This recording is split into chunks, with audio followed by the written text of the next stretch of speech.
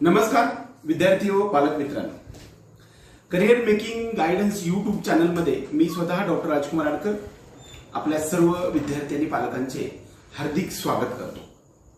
आज आपल्याला महत्त्वाच्या टॉपिकवरती चर्चा करायची, ते म्हणजे खूप वेळा आपण 2 वर्षापासून अभ्यास केला, पेपर कसा लिहायचा त्याबद्दल मार्गदर्शन घेतलं, त्यानंतर पेपरचे 3 तास व्यवस्थित लिहिले, त्यानंतर त्याचा अंदाज बांधला, आपण टिक करून आणलं, त्याच्यानंतर आपल्या आन्सर की इतर सर्व आयलन सारख्या एकदम रेप्युटेड संस्थेकडच्या आन्सर की पाहिल्या, त्यानुसार आपलं मेरिट कॅल्क्युलेट केलं आणि नंतर OMR सीट, आपले रेकॉर्डेड रिस्पॉन्सेस, त्याचबरोबर आपल्याला जी काही NTA ची जी अधिकृत जी आहे आन्सर की, ती प्रोव्हिजनल आन्सर की आपल्याला मिळाली।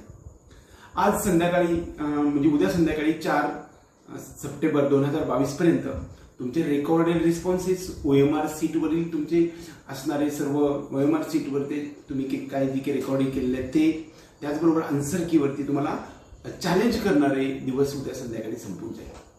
आणि आपल्याला आत्ता वास्तविक पाहता बाकीच्या सर्व चॅलेंज केलेलं किंवा नंतर बोनस मार्क या संदर्भातल्या आपण आता चर्चा करणार नाही, कारण जे काही मार्क्स मिळतील ते मिळतील।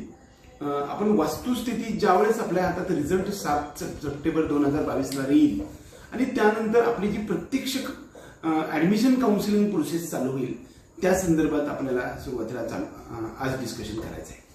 वास्तविक पहिल्यांदा ज्यावेळेस ऑल इंडिया म्हणजे ह्या काउन्सिलिंग एकूण 3-4 प्रकारे चालत असतं।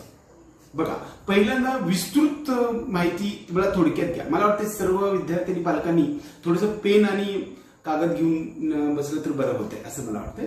मी संपूर्ण म्हणजे अगदी ए पासून झेड पर्यंत ह्याच्यामध्ये काउन्सिलिंग, संपूर्ण काउन्सिलिंग प्रोसेस सांगण्याच्या विचारात आहे। बघा, पहिल्यांदा काय होतं की एकूण 3 प्रकारे काउन्सिलिंग प्रक्रिया चालते। काउन्सिलिंग म्हणजे समुपदेशन, म्हणजे सरकारी जी काही अथॉरिटी आहे त्या अथॉरिटीनुसार आपल्या विद्यार्थ्यांना मेरिटनुसार ऍडमिशन वेगवेगळ्या संस्थेमध्ये देणं। त्याच्यामध्ये एक वेगवेगळे 3-4 प्रकार असतात। यामध्ये काय की बाबा पहिली एक संस्था असते ते म्हणजे गव्हर्नमेंटचं कॉलेज असते, MBBS असेल किंवा BMS असेल, BDS असेल, सगळ्या प्रकारच्या ज्या कॉलेजेस असतात त्या गव्हर्नमेंट कॉलेजेस, त्याला संपूर्णतः सरकार चालवत असतं, त्याला गव्हर्नमेंट मेडिकल कॉलेजेस किंवा डेंटल कॉलेजेस किंवा आयुर्वेद कॉलेजेस असं आपण म्हणत असतो। तसे वेगवेगळे फिजिओथेरपी पासून BOTH पर्यंत सर्व BSc नर्सिंग सुद्धा आपल्याला गव्हर्नमेंट कॉलेजेस सापडतात। त्यानंतर दुसरा जो प्रकार आहे तुला सेमी गव्हर्नमेंट कॉलेजेस म्हणतो। वास्तविक सेमी गव्हर्नमेंट आपण याला का म्हणतो तर दरवर्षी त्यांची लेटर ऑफ इंटेंट आणि लेटर ऑफ परमिशन येत असतं, त्यांच्या कमिटी लागतात, त्याचबरोबर फी रेग्युलेटरी अथॉरिटीनुसार त्यांची फी रेग्युलेट केली जाते आणि आपल्याला जी फी घ्यायची आहे विद्यार्थ्यांना ती फी ठरवली जाते, त्याचबरोबर आपल्याला दरवर्षी मान्यता मिळत असते। त्यामुळं ह्यांना आपण सेमी गव्हर्नमेंट म्हणतो, परंतु ते थोडक्यात प्रायव्हेट एखादा ट्रस्ट कॉलेजेस असतात आणि त्या ठिकाणी एक ठराविक फीज आपल्याला भरावी लागते। गव्हर्नमेंट कॉलेजेसमध्ये आपल्याला 1 लाखाच्या आसपास फीज भरावी लागते, त्यामध्ये कॅटेगरी वाईज फेरी होत असतं। EWS किंवा ज्याचा उत्पन्न 8 लाखाच्या खाली असणारे, इकॉनॉमिकली विकर सेक्शन असणारे किंवा इन्कम सर्टिफिकेट ज्यांचं 8 लाखाच्या खाली आहे, अशा सर्व विद्यार्थ्यांना गव्हर्नमेंट मेडिकल कॉलेजेसमध्ये सुद्धा 50% आपल्याला फी मध्ये माफी मिळत असते। दुसरी गोष्ट, अशा प्रकारचे महाराष्ट्रामध्ये एकूण 28 कॉलेजेस आहेत, त्यामध्ये गेल्या वर्षी नव्याने 3 कॉलेजेस चालू झालेले आहेत। त्यानंतर दुसरा जो प्रकार प्रायव्हेट कॉलेजेस म्हटलो, त्या ठिकाणी आपल्याला वेगवेगळे प्रकार येतात। त्यामध्ये काय राहतं तर फीज मध्ये पहिला ट्युशन फी राहते, त्यानंतर जी काही असेल त्याला डेव्हलपमेंट फी म्हणतो, त्यानंतर इतर सर्व जिमखाना असेल किंवा प्रयोगशाळा फीज असेल किंवा त्याचे डिपॉझिट्स असतील, हॉस्टेल असेल, हॉस्टेल फीज असेल, हॉस्टेल मेस फीज असेल, त्याचबरोबर लॉन्ड्री फीज असेल, त्याचे डिपॉझिट्स असतील, या सर्व गोष्टीचं एकत्रितरित्या पहिल्यांदा ज्यावेळेस आपण ऍडमिशन करतो त्यावेळेस आपल्याला त्या फीजचा डिमांड ड्राफ्ट काढावा लागत असतो। बऱ्याच वेळा सर्व कॅटेगरी वाईज हा डिमांड ड्राफ्ट वेगवेगळा असतो। उदाहरणार्थ SBC म्हणजे जे OBCच्या आरक्षणामधून मिळत असतं आणि त्याला मात्र SBC म्हणतो आपण, स्पेशल बॅकवर्ड कास्ट, त्यांना सुद्धा त्याचबरोबर NT1 ज्याला आपण NTB म्हणतो, NT2 ज्याला आपण NTC म्हणतो, NT3 ज्याला NTD म्हणतो आपण, ह्या सर्व तिन्ही कॅटेगरी, त्याचबरोबर जे काही आपल्याला फिजे DT म्हणून कॅटेगरी आहे, यांना सुद्धा आपल्याला आरक्षण प्रत्येकी त्याच्या त्याच्या कॅटेगरीनुसार आपल्याला आरक्षण मिळतं आणि आरक्षणानुसार जर तुमचं ऍडमिशन झालं आणि तुमचं जर उत्पन्न हे 8 लाखापेक्षा कमी आणि नॉन क्रिमी लेअर असेल तर तुम्हाला सर्वांना ट्युशन फी पूर्णतः माफ असते. प्रायव्हेट कॉलेजमध्ये सुद्धा माफ असते आणि त्याचबरोबर गव्हर्नमेंट मेडिकल कॉलेजेसमध्ये, डेंटल, आयुर्वेद सगळ्या कॉलेजेसमध्ये, त्याचबरोबर होमिओपॅथी सर्व कॉलेजेसमध्ये सुद्धा आपल्याला माफ असते. फक्त तुम्हाला किती भरायचं 50% पूर्णतः ट्युशन फी माफ असते. फक्त आपल्याला डेव्हलपमेंट फीस भरावी लागते, ती 10% आसपास असते, हे लक्षात घ्या. दुसरी गोष्ट जो सेक्शन येतो तो म्हणजे ईबीसी किंवा ज्याला इकॉनॉमिकली वीकर सेक्शन म्हणतो, EWS म्हणतो. त्याच्यामध्ये आपल्याला 50% फीज असते ट्युशन फी आणि जी काही डेव्हलपमेंट फी आहे ही 50% आपली भरावी लागत असते. टोटल उदाहरण एक 10 लाख रुपये फीज असेल तर तुम्हाला 5 लाख रुपये भरावे लागते EWS किंवा income below 10 lakhs, below 8 lakhs, 8 लाखापेक्षा कमी उत्पन्न असेल तर तुम्हाला फीज 50% भरावी लागत असते. त्याचबरोबर ओबीसी कॅटेगरीमधून ज्याचं ऍडमिशन झालंय आणि त्यांचं जर स्पेशल बॅकवर्ड क्लास म्हणजे SBC असेल तर त्यांना मात्र 10% फीज आहे. परंतु ओबीसी वाल्या संपूर्ण विद्यार्थ्यांसाठी ट्युशन फीज मध्ये 50% फी माफी असते आणि जी काही डेव्हलपमेंट फी असते ती मात्र आपल्याला 100% भरावी लागत असते. SC आणि ST हे जी कॅटेगरी आहे या सगळ्या कॅटेगरीमध्ये आपल्याला 100% डेव्हलपमेंट फी, 100% आपली ट्युशन फी माफ असते. ती मग कोणत्या पण कोर्सेस, MBBS असू दे किंवा फिजिओथेरपी, सगळ्या कोर्सेसमध्ये आपल्याला तुमचा इन्कमाची इकडे मर्यादा नाही. SC आणि ST जर विद्यार्थी असतील तर त्यांना 100% फी माफी असते. त्यामुळे तिकडे तरी सुद्धा तुम्हाला काही पैसे भरायचे आहेत का तर भरावे लागतात. तुम्हाला हॉस्टेल, मेसी आणि कंपल्सरी केलेलं असतं प्रायव्हेटमध्ये आणि गव्हर्नमेंटमध्ये. गव्हर्नमेंटमध्ये सुद्धा थोडीशी 500, 200, 1000 वगैरे अशी फी तुम्हाला भरावी लागते 100%. त्यामुळं अशा प्रकारचं उत्तर ऍडमिशन जरी रिझल्ट लागला तर तुम्हाला काहीतरी डिमांड ड्राफ्ट काढावा लागतो SC ST साठी, हे लक्षात घ्या. ओपन कॅटेगरीसाठी मात्र इकडे गव्हर्नमेंटमध्ये आपल्याला 1 लाखाच्या आसपास फीज असते. ती वेगवेगळी व्हेरी करत असते, ती आपल्याला पूर्ण भरावी लागत असते. त्याचबरोबर प्रायव्हेट कॉलेजेसमध्ये ज्याला सेमी गव्हर्नमेंट कॉलेजेस म्हणतो तिकडे मात्र तुम्हाला पूर्णतः फीज भरावी लागते जर तुमचं 8 लाखापेक्षा उत्पन्न जास्त असेल तर. त्यानंतर तिसरा जो टॉपिक येईल तो म्हणजे डीम्ड कॉलेजेस, ज्याला अधिमत युनिव्हर्सिटीज किंवा विद्यापीठ असं म्हणतो किंवा जे युनिव्हर्सिटी स्वायत्त संस्था असं म्हणतो.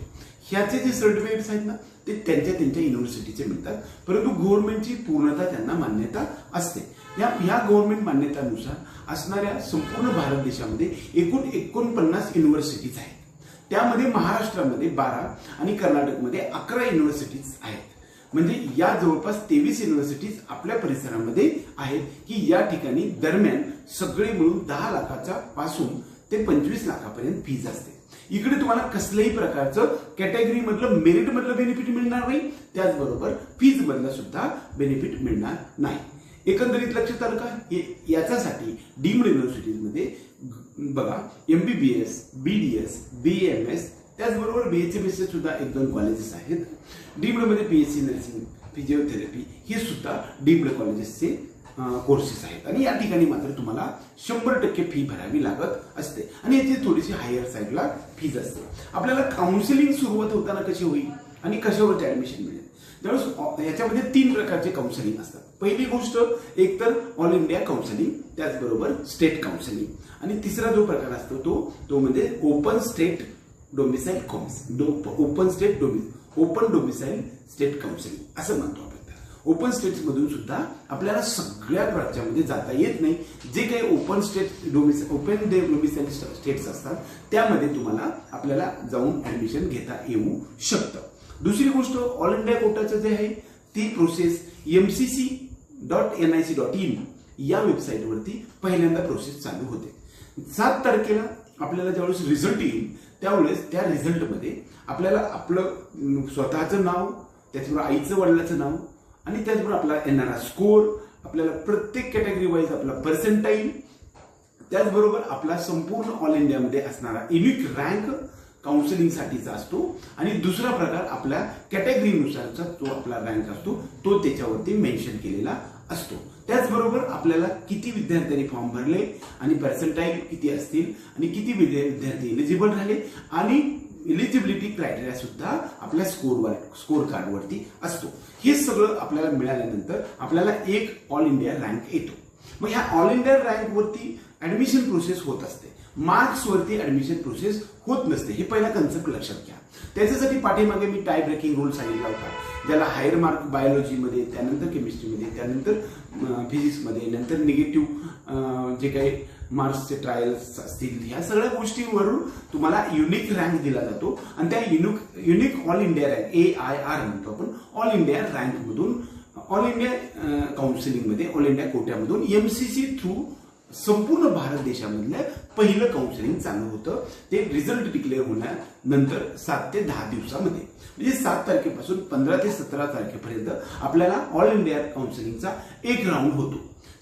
पहिला राऊंड सुरू होतो। ऍक्च्युअली एकूण सगळे मिळून 4 राऊंड होत असतात।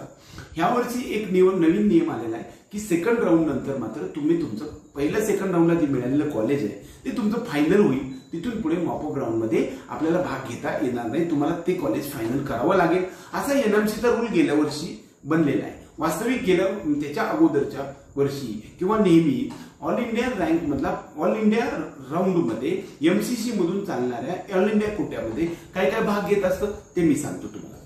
पहिली गोष्ट, याच्यामध्ये संपूर्ण भारत देशामधले गव्हर्नमेंट आणि गव्हर्नमेंट MBBS आणि BDS ही जी प्रक्रिया 2 पद्धतीने चालते, MBBS आणि BDS आणि बाकीचे सर्व आयुष कोर्सेस, म्हणजे त्याच्यामध्ये काय आयुर्वेद आहे, होमिओपॅथी आहे, त्याचबरोबर युनानी आहे, सिद्ध आहे, त्याबरोबर त्या सगळ्या गोष्टी योगा किंवा BASLP आयुर्वेद, त्याचबरोबर BOTH असेल किंवा BASLP असेल किंवा BSc नर्सिंग, हे सगळे दोन सेक्शन्स मध्ये ही प्रक्रिया चालते। MCC फक्त चालवते ते MBBS BDS ची ऑल इंडिया कोट्यावरची प्रक्रिया। ह्या प्रक्रियेमध्ये काय होतं बघा, एकतर 15% MBBS आणि BDS भारत देशातल्या सगळ्या, म्हणजे कन्याकुमारी पासून ते संपूर्ण भारत देशामधल्या सगळ्या घटक राज्यातील आणि केंद्रशासित प्रदेशातील 15% गव्हर्नमेंट मेडिकल कॉलेज मधले सीट्स हे ऑल इंडिया काउन्सिलिंग मध्ये भाग घेत असतात आणि ती प्रक्रिया सुरुवातीला आपल्याला सुरू होत असते। त्याच्यासाठी आपल्याला प्रक्रिया लांबायचं काही कारण नाही, कारण हा ऑल इंडिया रँक आपल्याकडे ऑलरेडी असतोच। त्याचबरोबर एम्स म्हणून आहे, all India institute of medical sciences, अशा प्रकारचे एम्सचे 22 कॉलेजेस आहेत भारत देशामध्ये। तिथले 100% सीट्स हे ऑल इंडिया काउन्सिलिंग मधून आपल्याला MCC थ्रू भरले जात असतात।